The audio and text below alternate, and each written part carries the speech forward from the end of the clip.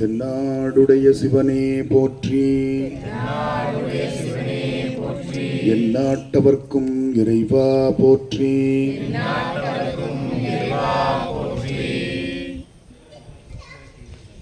வேதநெறி தழைத்தோங்க மிகு சைவத்துறை விளங்க, பூத பரம்பரை பொலிய புனிதவாய் மலர்ந்தழுத சீதவள வயற்புகலி திருஞான சம்பந்தர் பாதமலர் தலை கொண்டு திருத்தொண்டு பரவுவாம். பாதமலர் தலை கொண்டு திருத்தொண்டு பரவுவாம். எல்லாம் வல்ல பெருமானுடைய தனிப்பெரும் கருணையினாலே இந்த நாள் மிக இனிமையான நாளாக, தவம் செய்த நாளாக நமக்கு வாய்த்திருக்கிறது. தவ முதல்வர் சம்பந்தர் என்று நம்முடைய சேக்கிழார் பெரிய புராணத்தில் குறிப்பிடுவார். தவ முதல்வர். எனவே தவ முதல்வரை காண வந்த நமக்கு பெருமான் பாலபிஷேக காட்சியை காட்டி அருள் புரிந்திருக்கிறார். ஞானப்பால் உண்ட இடத்தில் நமக்கெல்லாம் ஞானப்பாலால் அபிஷேகம் செய்யப்பட்ட அந்த திருக்காட்சி என்பது உண்மையில் நாம் திருஞான சம்பந்தராகவே நம்மை எல்லாம் உணரலாம். அந்த அளவிற்கு நமக்கு பெருமானுடைய கருணை இன்று நிறைந்திருக்கிறது என்றுதான் சொல்ல வேண்டும். நம் குலம் செய்த தவம் இன்று இந்த தலத்தை வலம் செய்து வணங்குகிறோம். இது சாதாரண வார்த்தை அல்ல. ஒவ்வொரு குடும்பத்திலும் இன்று வர முடியாதவர்களுடைய வேண்டுதல்கள் உங்களை வரவழைத்திருக்கிறது. வந்தவர்கள் மட்டும் சிறந்தவர்கள் அல்ல, வர முடியாதவர்கள் உங்களுக்காக வேண்டிக் கொண்டிருக்கிறார்கள். நீங்கள் நலமோடு சென்று பெருமானோடு பலமோடு வர வேண்டும் என்று அவர்களுடைய அந்த ஏக்கம், அவர்களுடைய எதிர்பார்ப்பு, அவர்களுடைய வேண்டுதல் எல்லாவற்றையும் நாம் நிறைத்து கொண்டு வந்திருக்கிறோம். அது என்னுடைய வீட்டுக்கும் பொருந்தும், உங்கள் ஒவ்வொருத்தருடைய வீட்டுக்கும் பொருந்தும். எனவே நம்மை விடவும் அவர்களுக்கு அருள் அதிகம். ஏன்னா நம்ம சீர்காழிக்கு வந்து சீர்காழி திருக்கோவிலில் அவரை நினைக்கிறோம். ஆனால் இந்த நேரத்தில் அவர்கள் இங்கே இருப்பாங்க, அவங்க இந்த நேரத்தில் அங்கே இருப்பாங்கன்னு நினைத்து கொண்டிருக்கிறாங்க பாருங்க. அவர்களுக்கு பலம் அதிகம். அப்படிப்பட்ட ஒரு தலம் திருஞான சம்பந்த பெருமான் அவதாரம் செய்த திருத்தலம் இந்த சீர்காழி. இந்த சீர்காழிக்கு நம்பியாரூரர் வரும்பொழுது எல்லையில் நின்று கொண்டே நான் சீர்காழிக்குள்ளே வரத்துக்கு முடியாது, ஏன் அப்படின்னு சுவாமி கேட்குறார். திருஞான சம்பந்தர் அவதரித்த மண்ணில் என் கால் படலாமா அப்படின்னு சொன்ன உடனே, நான் எப்படிப்பா உன்னை பார்க்கறது அப்படிங்கிறார். நீ வா கோவிலை விட்டு வெளியில், எனக்கு வந்து காட்சி கொடு. எல்லையில் வந்து இந்த சுவாமி நம்பியாரூருக்கு காட்சி கொடுத்தார். இந்த தலத்தில் நான் வரமாட்டேன்ட்டேன். சீர்காழி திருஞான சம்பந்தருடைய மண், அதில் போய் நான் கால் வைக்கிறத சிவசிவா சுற்றிக்கிட்டு போய் திருக்கோலாக்கு போயிட்டார். எனவே அப்படிப்பட்ட ஒரு தலம் இந்த தலம். எனக்கு இந்த நேரத்தில் ஒரு செய்தி நம்முடைய பயணத்திட்டத்தில் இல்லை, ஆனால் சுவாமி உணர்த்திட்டார். இங்கிருந்து ஒரு 2 கிலோமீட்டரில் தாளம் கொடுத்த தலம் இருக்குது, திருக்கோலக்கா. அதை நம்ம பார்த்துட்டு போயிடுவோம். ஏன்னா வைத்தீஸ்வரன் கோயில் போகிறோம், அது எப்போனாலும் போகலாம் அந்த தலங்கள்லாம். ஆனால் திருக்கோலக்கான்னு ஒரு கிராமத்தில் ஒரு தலம். அங்கே தான் இந்த குழந்தை இப்படி கை சிவக்க சிவக்க தாளம் போட்டு பாடுதே அப்படின்னு இறைவன் பொன்னால் ஆகிய தாளத்தை கொடுத்தான். உடனே அம்மா என்ன தெரியுமா சொன்னேன், இதுதான் அன்பு அதிகமாகிடுச்சுன்னா உங்களுக்கு இது வேலை செய்யாதே, தங்கத்தில் எப்படி சாமி சத்தம் வரும், சரி நீங்கள் கொடுத்துட்டீங்க என்ன பண்ணுறது, நான் அதை அப்ரூவ் பண்ணுறேன் அப்படின்னு சொல்லிட்டு தங்க தாளத்துக்கு ஓசையை கொடுத்தான். அதனால சுவாமியினுடைய திருநாமம் திருத்தாளமுடையார், அம்பாள் திருநாமம் ஓசை கொடுத்த நாயகி. இந்த 2 கிலோமீட்டர் இந்த மேற்கு பார்த்த கோபுரம் இருக்கு இல்லையா, அந்த கோபுரத்திலேருந்து 2 கிலோமீட்டர் உள்ள போனோம் திருக்கோலக்கா. அங்கே நின்று இந்த வரலாற்றை நம்பியாரூரர் பாடுகிறார்.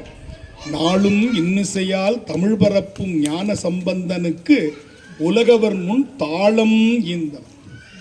அவன் பாடலுக்கு இறங்கும் தன்மையாளன். என் மனக்கருத்தை ஆளும் பூதங்கள் பாட நின்று ஆடும் அங்கணந்தனை எண்கணம் எறிஞ்சும் கோளிலி பெருங்கோயில் உளானை கோலக்காவினில் கண்டுகொண்டேன்.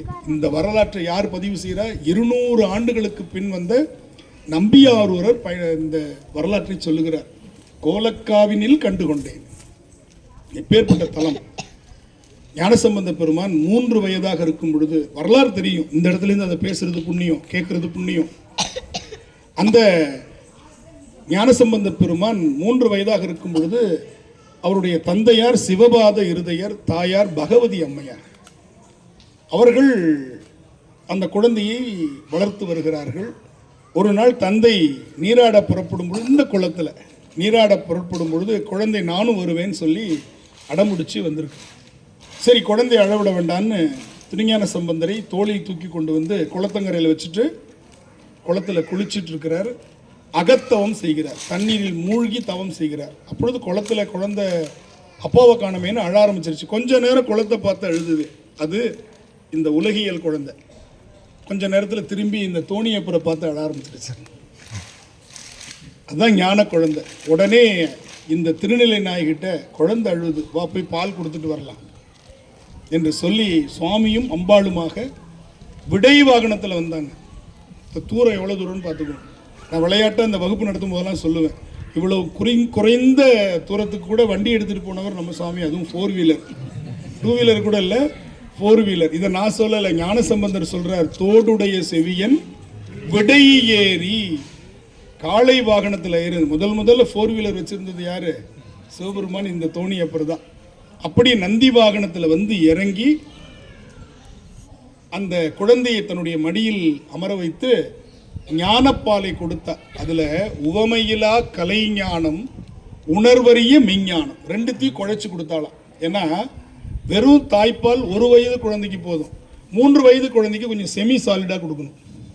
அதனால் இந்த பாலில் என்னத்தை கலந்து கொடுத்தாங்களா? ஞானத்தை கலந்து கொடுத்தாங்களாம். உவமையிலா கலைஞானம், உணர்வறிய மெய்ஞானம். இந்த உலகியல் கலைஞானத்தையும் கொடுத்தாங்க, முக்திக்கான மெய்ஞானத்தையும் கலந்து கொடுத்தாங்களாம். தவ முதல்வர் சம்பந்தர் தாம் உணர்ந்தார் அந்நிலையில். அப்படிப்பட்ட ஞான குழந்தை பாலை சாப்பிட்டுட்டு அமைதியாக உட்காந்துருக்கு. அப்பா வந்தார், பார்த்தா கடவாயில் பால் ஒழுகி இருக்கு. யார் கொடுத்த பாலை குடிச்ச? உனக்கு யார் கொடுத்தா இதெல்லாம் அப்படின்னு சொல்லி கோபமாக அந்த குழந்தைய ஒரு சின்ன குச்சி வச்சு அடிக்க ஓங்குறார். அது யாருன்னு சொன்னது தான் முதல் திருமுறை, முதல் திருப்பதிகம். வந்தவர் யாரு? இப்போ நம்ம இல்லாத நேரத்தில் யாராவது நம்மளை தேடிட்டு வந்தால் நம்ம வீட்டு குழந்தை அவரை பார்த்துச்சுன்னா அடையாளம் சொல்லும்ல. உயரமாக இருந்தார், குட்டையாக இருந்தார், வெள்ளையாக இருந்தார், கருப்பாக இருந்தார், இந்த சட்டை போட்டார், இந்த வண்டியில் வந்தார், இந்த மாதிரி மேக்கப் போட்டிருந்தார், அப்படி அவ்வளோதாங்க. சுவாமி என்ன மேக்கப் போட்டிருந்தாருன்னு சொல்லிச்சு. தோடு உடைய செவியன். வந்தது ஒரு ஆள் இல்லை சாமி, 2 பேராக வந்தாங்க. அதில் ஒரு காதில் தோடு, ஒரு காதில் குண்டலம். தோடு உடைய செவியன் விடை ஏறி. இதில் வந்தாங்க. எந்த வண்டி? வெஹிக்கிள் என்ன? நந்தியம்பெருமானில் வந்தாங்க. தலையில் என்ன வச்சுருந்தா? ஒரு தூ வெண்மதி சூடி பிறைச்சந்திரன். ஏன்னா முழு நிலவில் களங்கம் இருக்கும், பிறைச்சந்திரன் இருக்க. தூ வெண்மதி சூடி, உடம்பு பூரா ஒரு பவுடர் பூசியிருந்தான். என்னது? காடுடைய சுடலை பொடி பூசி என் உள்ளம் கவர் கல்வன். யாருப்பா அவரு? எனக்கு தெரியாத ஆளு, நானும் இந்த தைரியம் வந்துட்டு இருக்கிறேன் அப்படின்னு. உடனே ஏடுடைய மலரால் முன்னை நாள் பணிந்து ஏத்த அருள் செய்த பீடுடைய பிரமாபுரம் மேவிய பெம்மான் இவன் என்று சுட்டி காட்டின இடத்துல உட்கார்ந்துருக்கணும். இவன் இந்த சுவாமியை சுட்டி காமிச்சது. முதல்ல இறைவனை இவன் என்று நேரடியாக சுட்டி காட்டியது யாரு? திருஞான சம்பந்த பெருமான். பாருங்க, சுட்டி காட்டினதுக்கு அங்க மங்களவாத்தியம் கிடை சிவசிவா பார்த்தீங்களா? அப்படி சுட்டி காட்டினார். உள்ள பூஜை ஆகுது. பிரம்மபுரீஸ்வரர் பீடுடைய பிரமாபுரம் மேவிய பெம்மான் இவன் என்று காட்டிய இடம் இந்த இடம்.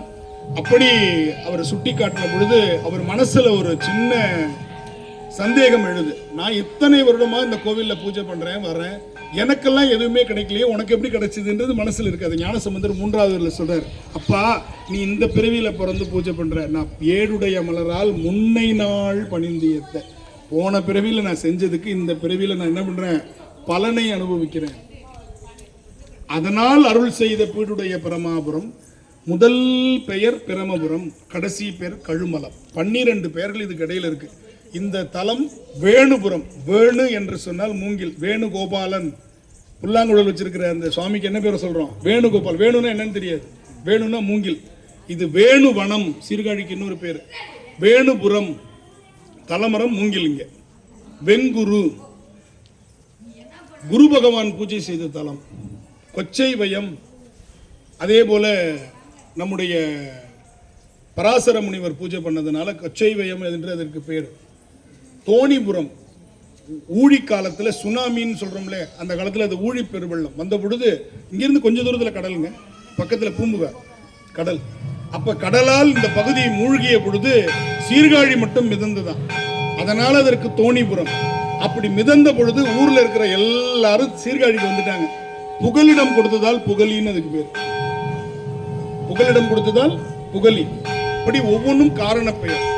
வேணுபுரம், தோணிபுரம், கொச்சைவயம், வெங்குரு, சிரபுரம். சிரபுரம்னு இதுக்கு ஒரு பேரு.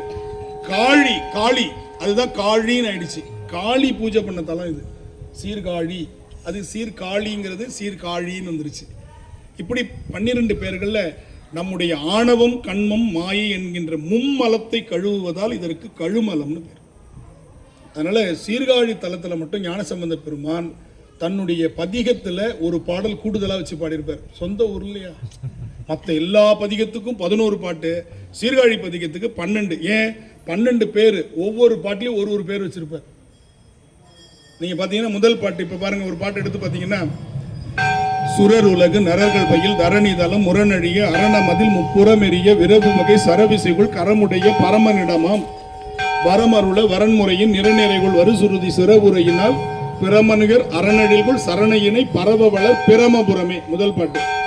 கடைசி பாட்டு, ஒழுகலரி தழிகலியில் ஒழுகலரி தழிகலியில் உழிபெருகு வழிபெருகு வழிய நினையா முழுதுடலில் எழுமயிர்கள் தழுவு முனி குழுவினுடு கழுவு சிவனை தொழுதுலகில் இழுகுமலம் அழியும் வகை கழுவு முறை கழுமல நகர் பழுதிலிரை எழுதுமொழி தமிழ்வரகன் வழிமொழிகள் மொழி தகையவே.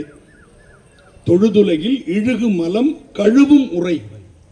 இது கழுவுவதால் இதற்கு என்ன பேரு? கழுமலம். ஒழுகலரி தழிகலியில் உழி உலகு பழி பெருகு வழிய நினையா முழுதுடலில் எழுமயிர்கள் தழுவு முனி குழுவினோடு கழுவு சிவனை. சிவபெருமான் பல்வேறு முனிவர்கள் தங்களுடைய மயிர்கால்கள் கூச்சரியுமாறு, அப்படியே மயிர் புலகாங்கிதம்னு சொல்றோம் பாருங்க, அப்படியாக சிவபெருமானை வணங்குகிற தலத்தில் நாம் இருக்கிறோம். நம்முடைய வினைகளை கழுவுகின்ற தலம் என்று இந்த தலத்தை போற்றி பரவுகிறார். மூவரும் பாடிய திருத்தலம்.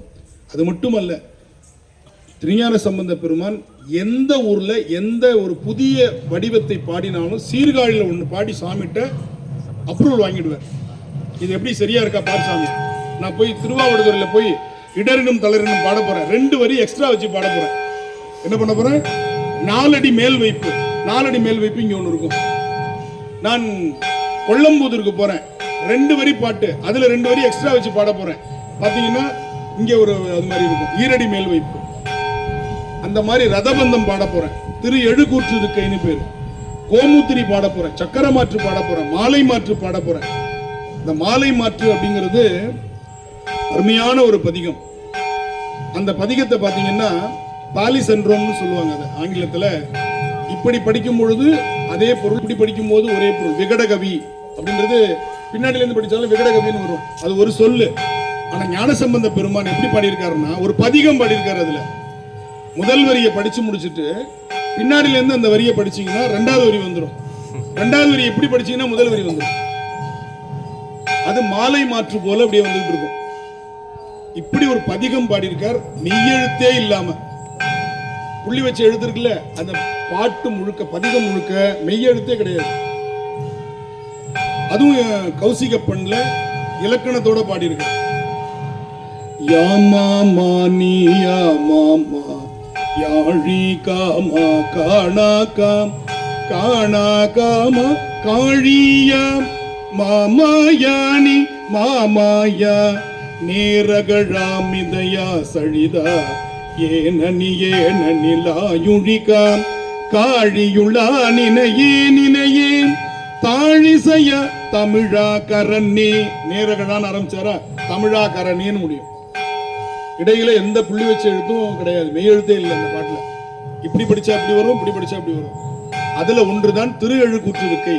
1ன்னு தொடங்கி இருப்பாரு, அடுத்தது 1 2 1, அடுத்து 1 2 3 2 1, 1 2 3 4 3 2 1, இப்படி 7 வரியும். இந்த 7ங்கிறது கூத்தாடுது, அதனால திரு எழுக்கூற்று இருக்கை. திருப்பி 7ல இருந்து ஆரம்பிச்சு 1ல வந்து முடியும். இதை பாத்தீங்கன்னா ரதபந்தம்னு பேர். இது சித்திரக்கவின்னு சொல்லுவாங்க.